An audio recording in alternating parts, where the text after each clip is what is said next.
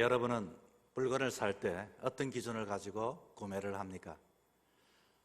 길을 지나가다가 좋은 디자인이 있고 색깔이 있으면 그 물건의 호감을 가지고 가까이 갑니다.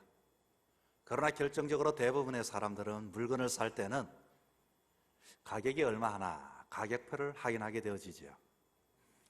아무리 디자인이 좋고 그리고 색깔이 좋다 할지라도 품질이 좋아도 가격이 비싸면 사람들은 사지를 않습니다. 그런데 여러분, 사람들이 꼭 필요한 제품을 살 때 정말로 내가 어떠한 제품에 대해서는 애착을 가지고 그 가격을 더 지불해서라도 구매를 하는 경우가 있습니다. 어떤 분들은 커피를 한 잔 마시는데 가격보다도 때로는 그 브랜드의 커피만 마시는 분들이 있습니다. 우리가 입고 있는 옷이나 화장품이나 가전제품도 어느 제품인가를 꼭 확인하여 가격을 따지지 않고 먼저 어디에서 만들었는가, 어떤 브랜드인가를 확인하고서 이렇게 구매를 하는 경우가 있습니다. 요즘 소소한 물건뿐만 아니라 주거하는 아파트를 구매해도 브랜드를 따지는 시대에 살아가고 있죠. 왜 그런가요? 사람들은 왜 브랜드를 찾을까요? 그것은 그 브랜드는 그 제품에 대한 전문성을 가지고 있기 때문입니다. 그리고 그 제품을 써봤더니 그만한 가치가 있기 때문인 것입니다. 오랫동안 그 제품에 대한 신뢰를 가지고 있기 때문인 것입니다. 그래서 많은 사람들은 가격에 대하여 결정하는 듯 하지만 실제적으로 브랜드를 더 선호한다는 연구 결과가 나왔습니다. 그런데 요즘은 브랜드 중에 브랜드가 있다고 합니다. 그것은 바로 러브 마크라고 하는데, 러브 마크가 무슨 뜻입니까? 러브는 사랑이요, 마크는 표시 아닙니까? 브랜드는 가치성이나 합리성을 따지지만 러브 마크는 인간의 감성, 인간의 친밀성, 인간의 연대성을 따져서 제품을 만들고 제품을 상품화하는 것을 보고 러브 마크라고 말을 합니다. 브랜드 중에 브랜드라고 말을 하고 있죠. 여러분, 예를 들어서 이 메스티지 브랜드라고 하는 유명한 제품이 있는데, 이것 또한 명품인데 아주 저렴하고 그리고 초반에 인기가 좋았다고 합니다. 그런데 가면 갈수록 그것이 추락하게 되었습니다. 단순히 예쁘다, 단순히 품질이 좋다, 단순히 가격이 괜찮다, 최종적으로 사람들은 그렇게 분석을 하여 구매를 하는 듯 하지만 실제적으로 구매를 하는 것을 보니 구매를 할 때는 기능이나 가격이나 합리성보다는 감성적인 구매를 한다는 것입니다. 우리 여성들 중에 이 루이비통이라고 하는 제품 어떻게 여러분 좋아하십니까? 이 루이비통이라고 하는 것은 이 러브 마크의 전략을 사용하는데, 루이비통의 메시지가 있습니다. 어떤 메시지인가 하니 Life is a journey.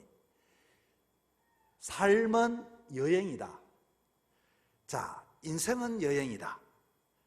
160년을 이렇게 넘게 제품을 만들어 오면서 싼 제품, 질 좋은 제품을 만드는 것이 아니라 가방 하나 드는 것도 여러분 10만 원, 20만 원만 돼도 얼마나 그것이 비싼 겁니까?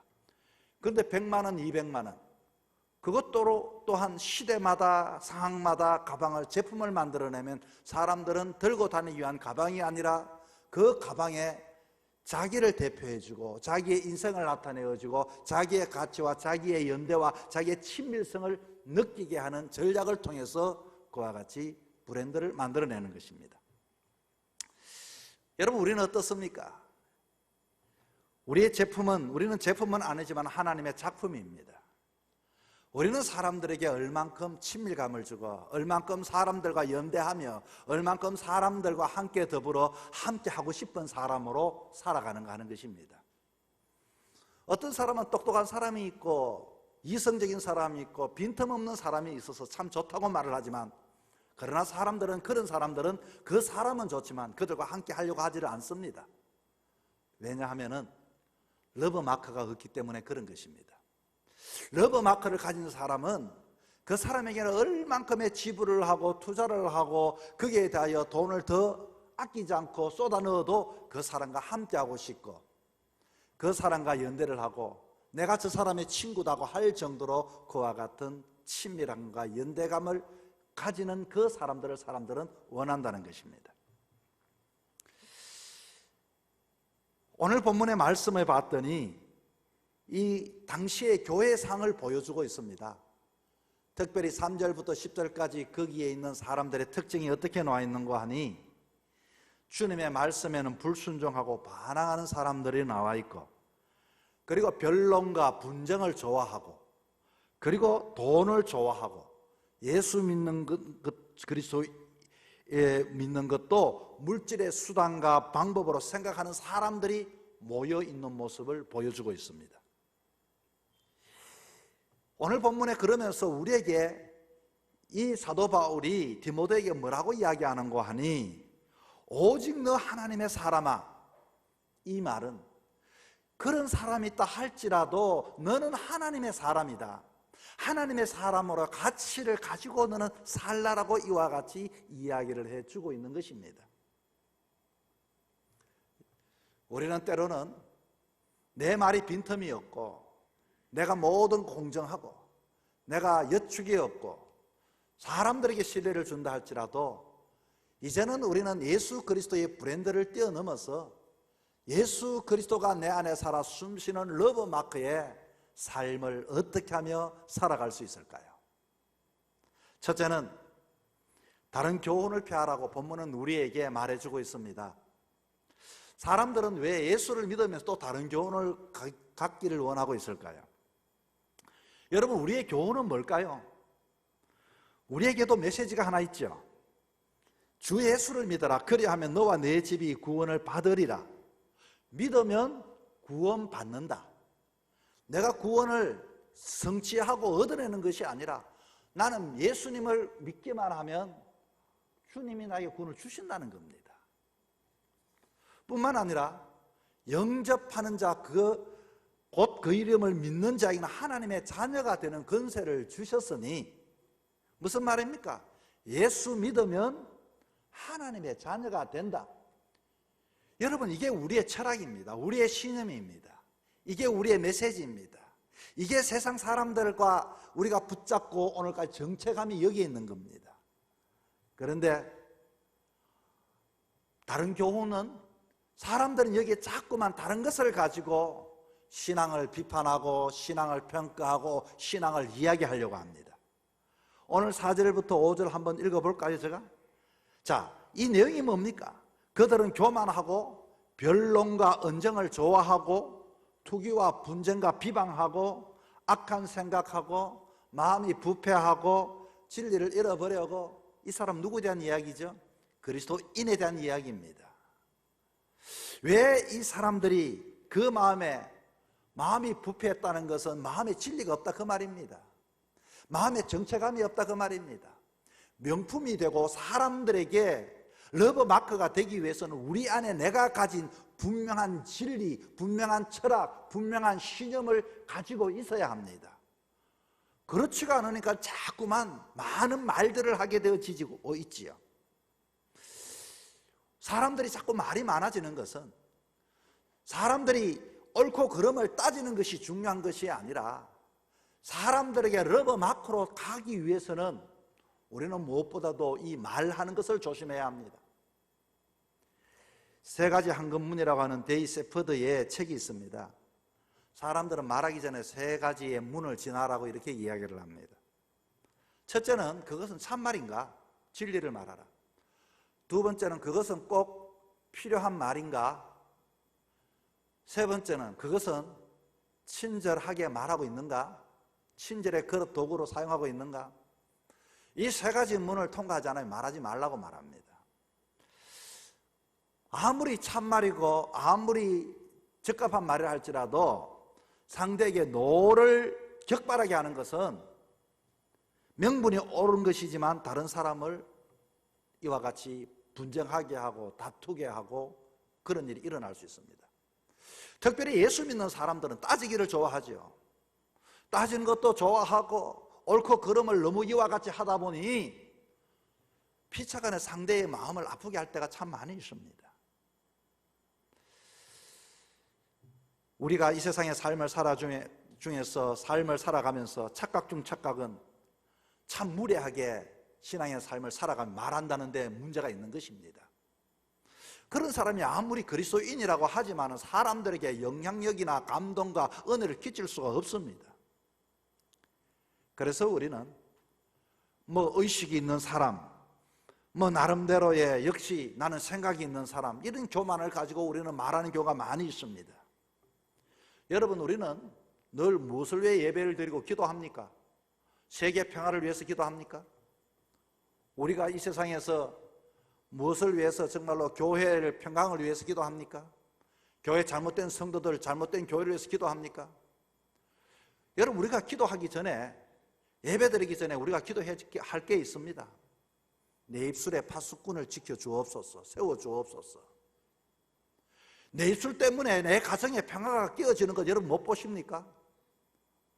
내 혼자가 세계의 평화가 아니라 내가 바른 말을 통해서 분쟁과 나눔과 다툼, 교만한 마음으로 그와 같이 의식 있는 사람으로 그런 것을 한다는 것은 내 마음에 진실이, 진리가, 생명이 없기 때문에 우리는 많은 말을 하려고 애를 쓰고 있다는 것입니다.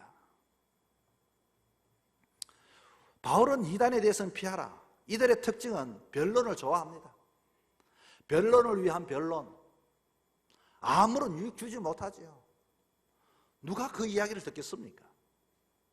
우리가 여러분 성경 공부할 때도 마찬가지입니다. 성경 공부를 왜 합니까? 지식을 얻기 위해서 성경 공부할 필요는 하면 안 됩니다. 성경 공부를 통해 내가 변화되어져야 하는 것입니다. 우리가 조심해야 할 것은 지식을 위한 지식. 그래서 그렇게 되어지는 하나님과 바른 관계를 맺을 수가 없고 사람들에게 진정한 너 하나님의 사람이라고 하는 그와 같은 하나님 인정받는 하나님의 백성으로 세움받을 수가 없게 되는 것입니다. 사랑하는 성도 여러분, 정말로 여러분은 진품입니다. 여러분은 명품입니다. 여러분의 러버 마크는 예수님께서 나 위하여 주으신 그 사랑, 나는 예수 안에 구원받는 그 철학을 가지고 삶을 살아갈 수 있기를 축원합니다. 두 번째는 선을 쫓아야 합니다. 책 중에 거북이는 느려도 행복하다는 책이 있습니다. 여러분, 우리가 아는 느림보 거북이와 빠른 토끼 이야기 잘 알고 있죠. 그런데 그 저자가 거북이는 느려도 행복한 이유를 이렇게 이야기를 합니다. 왜 행복한가? 토끼는 거북이를 상대로 다른 박질을 했지만 거북이는 토끼를 상대한 것이 아니라 목표를 향하여 다름질을 했다는 것입니다. 우리가 세상의 삶을 살아가면서 왜 내가 불행하고 왜 내 믿음이 흔들리고 지나온 날보다도 왜 내가 자꾸 도태되어져 갑니까?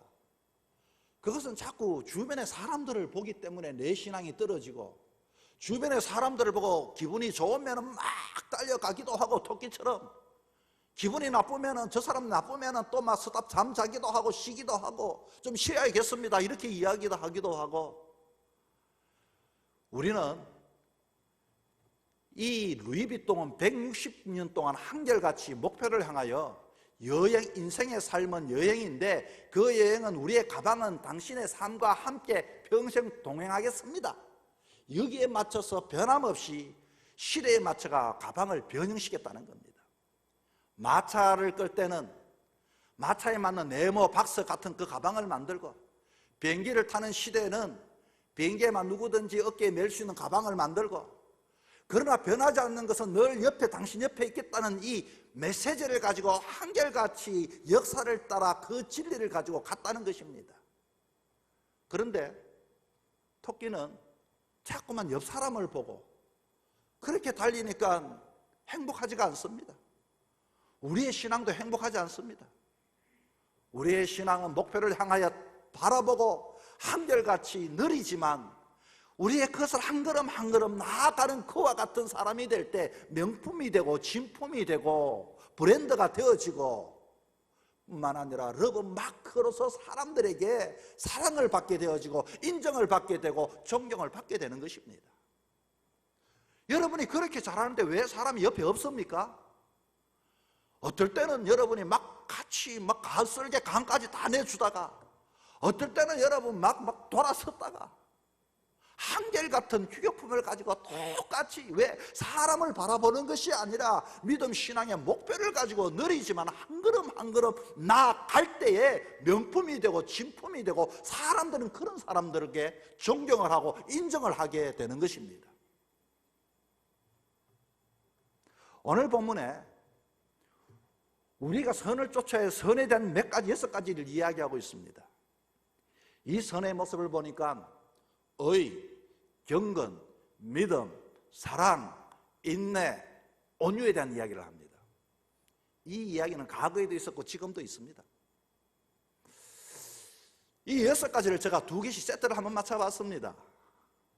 우리는 하나님의 의로운 자가 아니었지만 하나님의 절대적인 사랑을 의롭게 여김받은 존재는, 하나님께 여김받은 존재는 우리는 하나님 앞에 경외하는 삶을 살아야 합니다. 세상을 바라보는 삶이 아니라 하나님을 경외하는 것, 하나님의 관계에 대해서는 우리는 역사가 지난 날뿐만 아니라 앞으로 가면 갈수록 2000년의 역사, 예수님이 이 땅에 오시고 2000년 동안 늘 언제나 나는 구원받은 자녀로서 하나님 앞에 예배하는 자로, 경외하는 자로 변함없이 살아갈 때 우리는 명품이 되고 진품이 되고 브랜드가 되어지고 러브 마크가 되는 겁니다. 뿐만 아니라 믿음을 가졌으니 이 믿음은 소극적인 것이고 내적인 것이라면 믿음의 소극적 내적인 것의 외적이고 적극적인 것이 바로 사랑으로 표현되어지는 거 아니겠습니까? 믿는 사람들은 이 세상 속에서 사랑하는 모든 사람들을 사랑할 수 있는 마음을 가져야 됩니다. 최근에 제가 어디에 봤더니 이런 책 제목이 있습니다. 가족은 추억이다. 아버지가 그렇게 늘 가까이 있는 줄 알았는데, 아버지 사랑을 받고 자랐는데, 아버지는 시집간 딸을 위해서 야, 너 뭐 먹고 싶니? 야, 너 뭐 줄까? 너 저거 한번 옷 이쁜데 한번 입어볼래? 시집간 딸이 아버지 괜찮아요. 아버지 됐어요. 늘 이렇게 아버지는 끊임없이 주려고 애를 썼다는 거예요. 그런데 아버지가 돌아가셔버린 거예요. 아버지와 자기의 관계를 가만히 생각해 보니 아무 관계도 아버지지만은 추억으로 남는 거예요, 이제는. 그러면서 그 추억 속에 어느 한 분이 절대적으로 자기에게 주고자 했던 아버지를 생각하며 그 추억을 그리워하는 것을 글을 써놨어요. 인생의 삶은 여러분 매 순간마다 우리는 이런 아름다운 추억으로, 여러분의 가족이라 할지라도 여러분이 가정에 함께 하지를 않습니다. 그러므로 매 순간마다 우리는 정말로 선이라고 하는, 이 사랑이라고 하는 믿는 자가 이 땅에서 어떻게 하면 내가 나누고 어떻게 하면 사랑하고 어떻게 하면 사랑의 온기를 느끼며 살아갈 것인가, 변함없는 역사 속에 갈 때 우리는 명품이 되어지는 것입니다. 여러분, 신앙을 가진 자에게는 이 세상에 살아가는 것은 쉽지 않습니다. 살기 위해서는, 믿음으로 산다는 것은 인내가 필요하지요. 그냥 세상의 삶을 살아가면서 부딪히는 그 브레이크마다, 장애물마다 또 참고 인내할 때 여러분, 우리는 온유한 사람이 되는 겁니다. 온유가 뭘까요? 온유는 자신과의 관계입니다. 날마다 우리는 내가 예수 믿으면서 다른 사람을 바라보는 것이 아니라 내 자신이 정말로 인내를 통해서 참고, 그렇게 통해서 내 안에 내재력을, 실력을 키워나가는 것이 바로 온유한 삶입니다. 여러분, 아무리 세상이 어렵다 할지라도 한 손에 말씀을 가지고서 게을리하지 마시고, 오늘도 여러분의 삶과 환경 속에서도 역사를 만들어내는 그와 같은 하나님의 사람으로 살아가기를 축원합니다. 셋째는 믿음의 선한 싸움을 싸워야 합니다. 사도 바울은 예수님을 알기 전에는 그는 늘 언제나 자랑할 것이 많았습니다. 학문을, 배움을 자랑했고, 가문을 자랑했고, 자기의 열심을 자랑했고, 자기의 만족에, 자기의 그 교만에, 자기의 모든 것에 너무너무 행복했던 사람입니다. 그러나 그는 예수님을 만나고부터 그는 그 마음에 싸움이 시작되었습니다. 여러분, 이 사도 바울이 뭐라고 고백합니까? 오라, 나는 공고한 사람이로다. 누가 이 사망의 몸에서 누가 나를 건져내랴. 그는 이 사망의 몸, 자기는 평안한 줄 알았는데 육체의 삶을 살아왔던 자기 자신을 되돌아보면서 싸움이 일어나기 시작했습니다. 그리고 사도 바울은 마지막 날 죽음을 앞두고서 나는 선한 싸움을 싸우고 나의 달려갈 길을 마치고 믿음을 지켰으니 마지막 순간까지 싸우는 삶을 살았습니다. 죽은 물고기는 세상의 파도에, 세상의 물결에 아무 싸움 없이 저항 없이 떠내려 흘러가지만 살아있는 물고기는 역을 거꾸로 하여 몸부림을 치고 싸우게 되어지는 것입니다. 오늘 본문에 봤더니 여러분, 선한 싸움이 뭘까요? 싸움이 무슨 선한 싸움이 있겠습니까? 싸움은 나쁜 거 아니겠어요? 그런데도 선한 싸움, 내가 세상에 있지만 하나님께 더 가까이 나가기 위하여 몸부림을 치는 것이 선한 싸움인데, 만약에 의사가 환자들을 대하여 진료를 할 때, 여러분 나이팅게일 선사라든지 간호사 같은 경우에는 그 생명을 귀하게 여기지 않습니까? 그런데 사람들을 보면서 끌어모아서 내가 돈벌이를 하려고 하는 그 의사가 있다면 그 사람은 선한 싸움을 사는 사람이 아닙니다. 그런 세상 속에서도 바르게 생명을 더 귀하게 여기고 과잉 진료하지 않고 세상에 따라가지 않는 그 의사는 선한 싸움을 살아가는 사람이라고 말을 할 수가 있습니다. 어느 기업의 전문가로서 일을 하다가 기술 정보를 획득하여 그것을 가지고 다른 경쟁사에게 팔아넘기는 그런 시대 속에서도, 그러나 많은 유혹과 많은 해유 속에서도 그것을 거절하고 살아가는 기업인이 있고 그와 같은 회사 직원이 있다면 그 사람은 선한 싸움을 살아가는 사람이 되는 것입니다. 싸움 중에서는 참 자기 자신과의 싸움도 있고 자연과의 싸움도 있고 이웃과의 싸움도 있지만 가장 힘든 것이 자기 자신과의 싸움입니다. 그의 특별히 빅톨 위고의 대표적인 레미 젤라벌이라고 하는 장발장에 대한 이야기를 잘 알고 있습니다. 이 레미 장발장은 19년 동안 절도죄로 인하여 감옥에 있다가 다시금 자기를 거두어준 사제의 은촛대를 훔치고 맙니다. 그런데 그 첫머리에는 우리 인간이 가장 강한 것 같지만 사실은 얼마나 잘 흔들리는 고 끼어지고 넘어지기 쉬운지 하고서 시작을 합니다. 여러분, 우리 자신을 이겨야 하고 오늘도 내 주어진 환경을 이기는 자만이 그 창조를 이루어 나갈 수가 있습니다. 루이 비통의 홈페이지의 철학은 세 가지입니다. 첫째는 철학을 가지고 있는가, 두 번째는 역사성을 가지고 있는가, 세 번째는 오늘도 창조해 가고 있는가. 우리가 세상의 삶을 살아갑니다. 만나는 삶에 그 삶 속에 우리가 부합하고 그 삶 속에 이와 같이 따라가는 것이 아니라 또 새로운 세상을 준비하면서 창조하고 만들어가고 또 도전하는 이 싸움의 정신, 이것이야말로 명품을 만들어내는 힘이라고 말할 수 있습니다. 저와 여러분은 이미 하나님의 작품으로서 명품이 되어져 있습니다.